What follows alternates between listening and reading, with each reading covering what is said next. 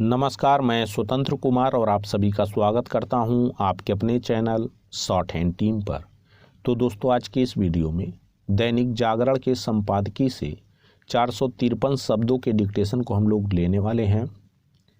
इसे 3 अलग अलग स्पीड में हम लोग लेंगे। पहली बार में 70 की स्पीड में, दूसरी बार में 80 की स्पीड में, तो तीसरी और आखिरी बार में इसी डिक्टेशन को हम लोग 90 की स्पीड में लेने वाले हैं।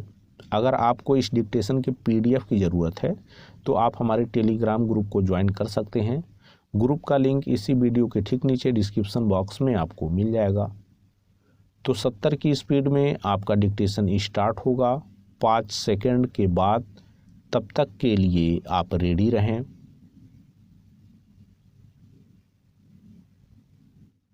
स्टार्ट। जैसा कि प्रतीक्षित था, पूर्वोत्तर के 3 राज्यों के विधानसभा चुनावों की घोषणा हो गई। चुनाव आयोग ने त्रिपुरा के साथ मेघालय और नागालैंड में मतदान तिथियों की घोषणा कर दी। इन राज्यों के चुनाव राष्ट्रीय राजनीति पर एक सीमा तक ही असर डालते हैं, लेकिन उनका अपना एक महत्व है। यही कारण है कि राजनीतिक दल अपनी तैयारियों में जुटे हुए थे और हमेशा की तरह भाजपा अन्य दलों से आगे नजर आ रही थी। हाल में संपन्न उसकी राष्ट्रीय कार्यकारिणी की बैठक में पार्टी अध्यक्ष JP नड्डा यह घोषणा कर चुके हैं कि भाजपा को इस वर्ष होने वाले सभी राज्यों के विधानसभा चुनाव जीतने हैं।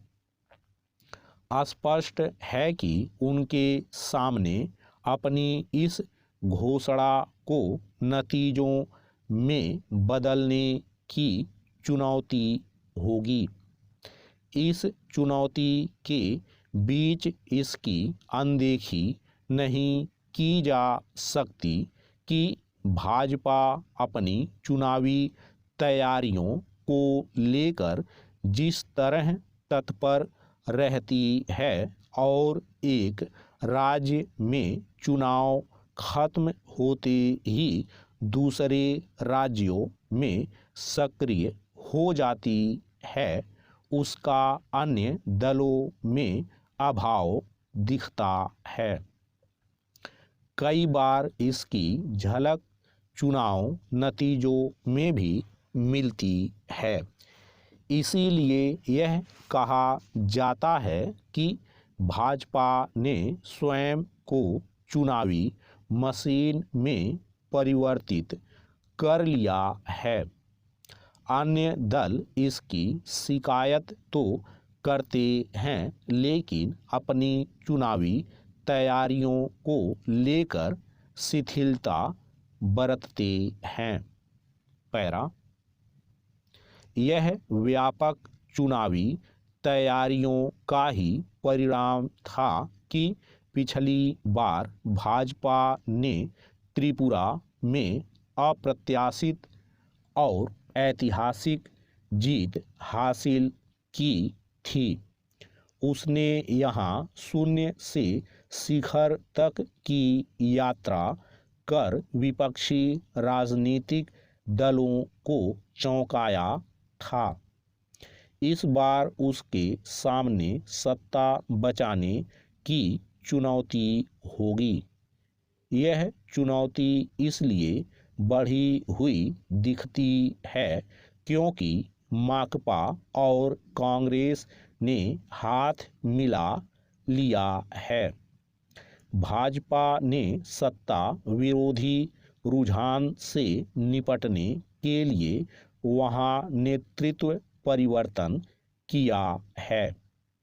इसका उसे लाभ भी मिल सकता है, चूंकि इस बार त्रिपुरा में तृणमूल कांग्रेस भी पूरे जोर शोर से चुनाव मैदान में उतरने की तैयारी कर रही है। इसलिए देखना है कि मुख्य मुकाबला किसके बीच होता है। त्रिपुरा के विपरीत मेघालय और नागालैंड में भाजपा सहयोगी दलों के साथ सत्ता में है। वह दोनों राज्यों में जूनियर पार्टनर है।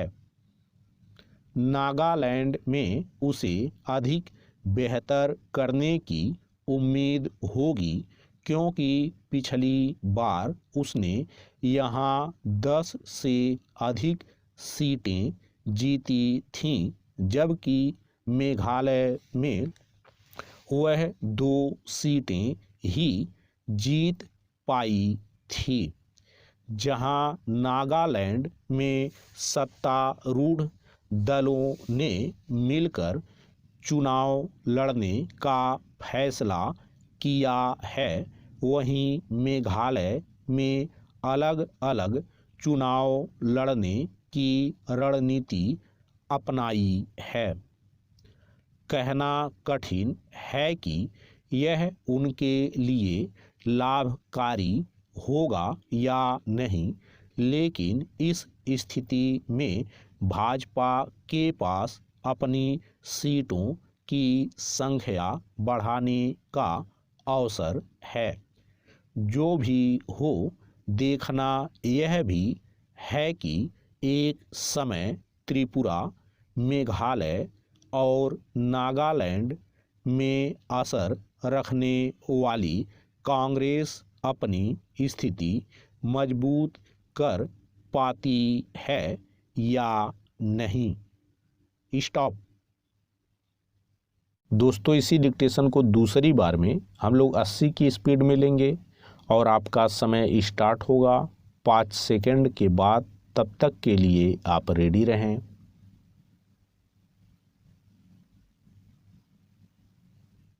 स्टार्ट। जैसा कि प्रतीक्षित था, पूर्वोत्तर के 3 राज्यों के विधानसभा चुनावों की घोषणा हो गई। चुनाव आयोग ने त्रिपुरा के साथ मेघालय और नागालैंड में मतदान तिथियों की घोषणा कर दी।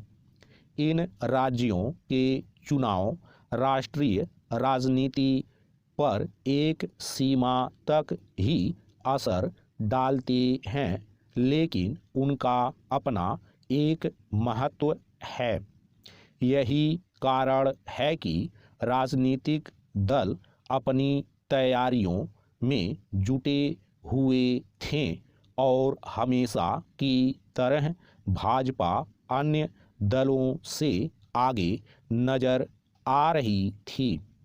हाल में संपन्न उसकी राष्ट्रीय कार्यकारिणी की बैठक में पार्टी अध्यक्ष जेपी नड्डा यह घोषणा कर चुके हैं कि भाजपा को इस वर्ष होने वाले सभी राज्यों के विधानसभा चुनाव जीतने हैं।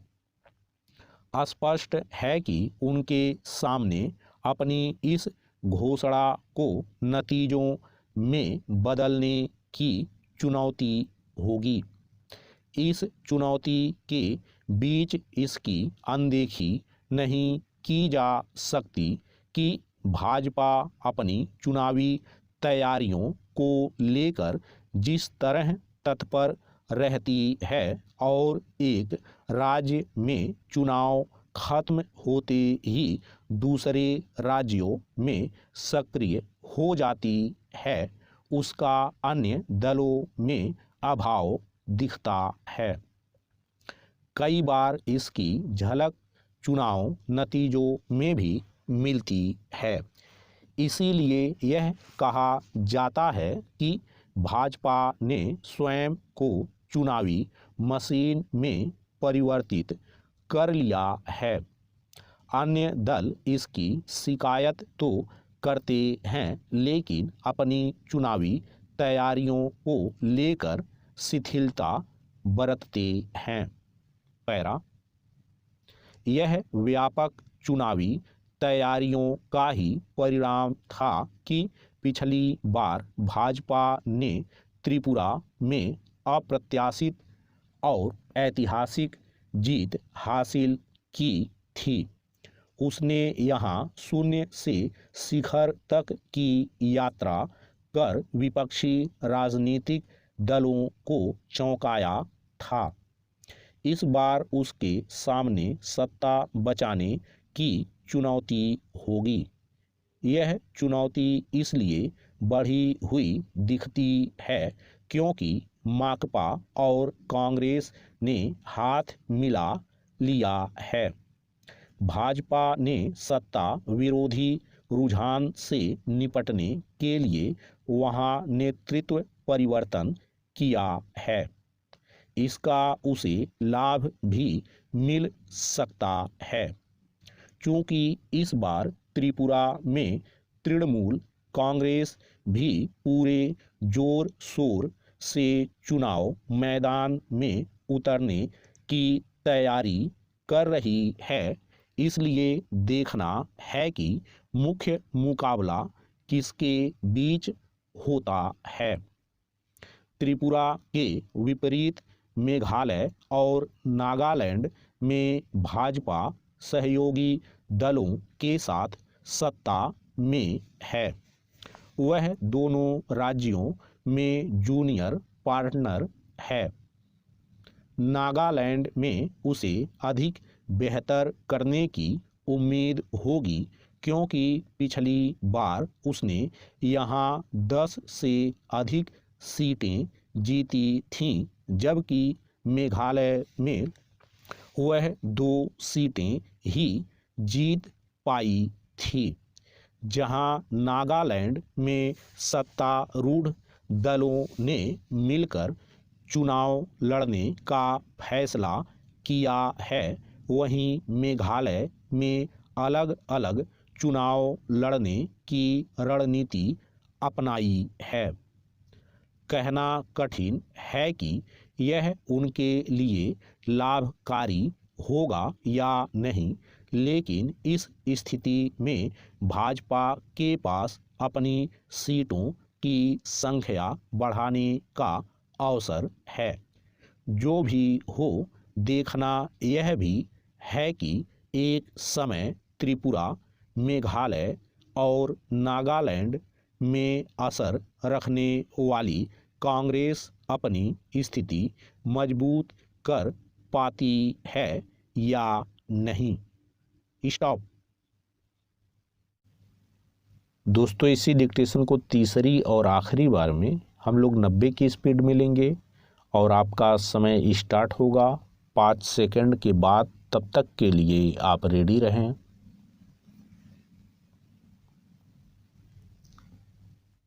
स्टार्ट। जैसा कि प्रतीक्षित था, पूर्वोत्तर के 3 राज्यों के विधानसभा चुनावों की घोषणा हो गई। चुनाव आयोग ने त्रिपुरा के साथ मेघालय और नागालैंड में मतदान तिथियों की घोषणा कर दी। इन राज्यों के चुनाव राष्ट्रीय राजनीति पर एक सीमा तक ही असर डालते हैं, लेकिन उनका अपना एक महत्व है।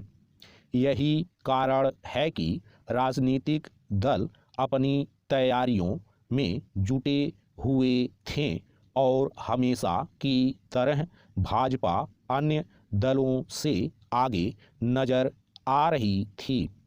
हाल में संपन्न उसकी राष्ट्रीय कार्यकारिणी की बैठक में पार्टी अध्यक्ष जेपी नड्डा यह घोषणा कर चुके हैं कि भाजपा को इस वर्ष होने वाले सभी राज्यों के विधानसभा चुनाव जीतने हैं। स्पष्ट है कि उनके सामने अपनी इस घोषणा को नतीजों में बदलने की चुनौती होगी। इस चुनौती के बीच इसकी अनदेखी नहीं की जा सकती कि भाजपा अपनी चुनावी तैयारियों को लेकर जिस तरह तत्पर रहती है और एक राज्य में चुनाव खत्म होते ही दूसरे राज्यों में सक्रिय हो जाती है, उसका अन्य दलों में अभाव दिखता है। कई बार इसकी झलक चुनाव नतीजों में भी मिलती है। इसीलिए यह कहा जाता है कि भाजपा ने स्वयं को चुनावी मशीन में परिवर्तित कर लिया है। अन्य दल इसकी शिकायत तो करते हैं, लेकिन अपनी चुनावी तैयारियों को लेकर शिथिलता बरतते हैं। पैरा, यह व्यापक चुनावी तैयारियों का ही परिणाम था कि पिछली बार भाजपा ने त्रिपुरा में अप्रत्याशित और ऐतिहासिक जीत हासिल की थी। उसने यहाँ शून्य से शिखर तक की यात्रा कर विपक्षी राजनीतिक दलों को चौंकाया था। इस बार उसके सामने सत्ता बचाने की चुनौती होगी। यह चुनौती इसलिए बढ़ी हुई दिखती है क्योंकि माकपा और कांग्रेस ने हाथ मिला लिया है। भाजपा ने सत्ता विरोधी रुझान से निपटने के लिए वहां नेतृत्व परिवर्तन किया है। इसका उसे लाभ भी मिल सकता है। चूंकि इस बार त्रिपुरा में तृणमूल कांग्रेस भी पूरे जोर शोर से चुनाव मैदान में उतरने की तैयारी कर रही है, इसलिए देखना है कि मुख्य मुकाबला किसके बीच होता है। त्रिपुरा के विपरीत मेघालय और नागालैंड में भाजपा सहयोगी दलों के साथ सत्ता में है। वह दोनों राज्यों में जूनियर पार्टनर है। नागालैंड में उसे अधिक बेहतर करने की उम्मीद होगी क्योंकि पिछली बार उसने यहाँ 10 से अधिक सीटें जीती थीं, जबकि मेघालय में वह 2 सीटें ही जीत पाई थी। जहां नागालैंड में सत्तारूढ़ दलों ने मिलकर चुनाव लड़ने का फैसला किया है, वहीं मेघालय में अलग अलग चुनाव लड़ने की रणनीति अपनाई है। कहना कठिन है कि यह उनके लिए लाभकारी होगा या नहीं, लेकिन इस स्थिति में भाजपा के पास अपनी सीटों की संख्या बढ़ाने का अवसर है। जो भी हो, देखना यह भी है कि एक समय त्रिपुरा, मेघालय और नागालैंड में असर रखने वाली कांग्रेस अपनी स्थिति मजबूत कर पाती है या नहीं। स्टॉप।